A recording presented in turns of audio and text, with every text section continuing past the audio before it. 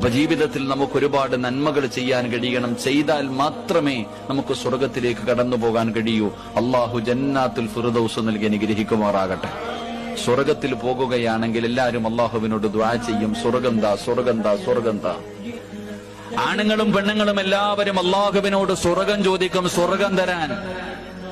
എങ്കിൽ പ്രവാചകൻ സല്ലല്ലാഹു അലൈഹി വസല്ലമ തങ്ങൾ പറഞ്ഞു, നിങ്ങൾ അള്ളാഹുവിനോട് സ്വർഗം ചോദിക്കുകയാണെങ്കിൽ സല്ലു അൽ ഫിർദൗസ്, നിങ്ങൾ ജന്നാത്തുൽ ഫിർദൗസ് ചോദിക്കണം.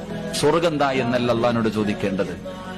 അള്ളാഹുവേ നീ എനിക്ക് സ്വർഗം താ എന്നല്ല, നിങ്ങൾ ചോദിക്കുകയാണെങ്കിൽ ഫിർദൗസ് എന്ന് പറയുന്ന സ്വർഗം ചോദിക്കണം, ജന്നാത്തുൽ ഫിർദൗസ്. എന്താ അതിന്റെ പ്രത്യേകത? ഈ ജന്നാത്തുൽ ഫിർദൗസ് എന്ന് പറയുന്ന സ്വർഗത്തിന്റെ പ്രത്യേകത എന്താ?